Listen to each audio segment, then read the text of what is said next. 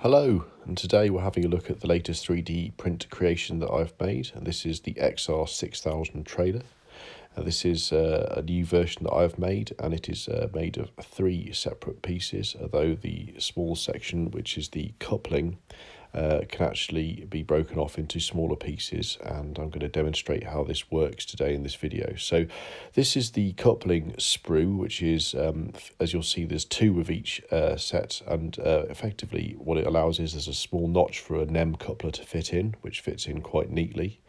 And effectively that holds it in place, and you have a small section which goes on top and you glue it in with some gummy glue, and this fits then neatly into a Pico or Pico bogie which are available. I've replaced the wheels on the Pico bogie with Atlas 33-inch diameter wheels, and they run brilliantly, and the scale height is superb. So here it is under test conditions now, being towed by the Mikado Train X2200. The track is perhaps suffering from a little bit of dirt on there, but aside from that, the actual trailer runs exceedingly well, and it corners very well. I've installed some S curves in the layout, just to show that it can take some more of the interesting track work that people can have on the layout.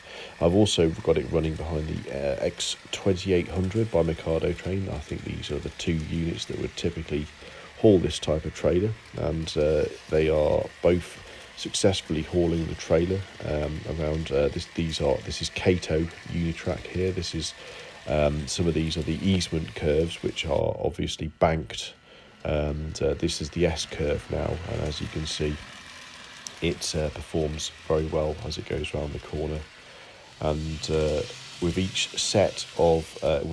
kit of the XR6000, you get 2 sets of couplers, so if there was a malfunction in one, then you have the opportunity to replace it without having to buy a completely new set from the chassis.